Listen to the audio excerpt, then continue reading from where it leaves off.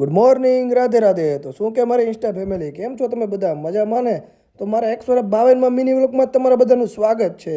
તો સવારમાં આપણે નીકળી ગયા હતા 7 વાગ્યામાં. છેલ્લે સુધી જોઈ લેજો, ખબર પડી જશે તમને ક્યાં જ આવી ગઈ. એવડો મોટો ટાવર કોણે વચ્ચે ઊભો કરી દીધો હતો?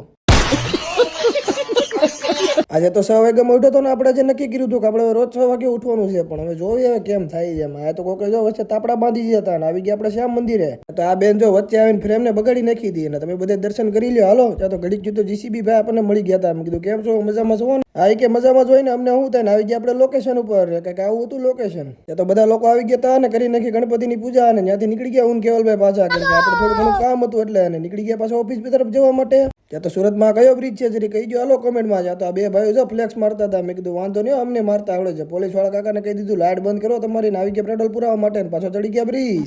અને આ તો ભારે ભખમ તડકો હતો. આપણે તો રૂમાલ બાંધવો પડ્યો. પછી યાદ આવ્યું કે આપણે ક્યાં ન કરી ધોળા હતા. પછી તો આવી ગયા ઓફિસે ને આપણે 2-5 કિલો સેલ્ફી લઈ લીધી. પણ લાગુ છું ને મસ્ત બાબલા જેવો. લાગે છે હવે બ્રેકિંગ ન્યૂઝ આવવાની છે. રોડ વચાળા ભાઈ તો જો આઈસર મૂકીને વિયા ગયા હતા. કોણ જાણે ક્યાં વિયા ગયા હોય ને. મેં કીધું મારે હું ને પછી આપણે નીકળી ગયા ઘર બાજુ. ને કાંઈ નહીં, હારવા લો મળે નવો લોકમાં પાછા આવે.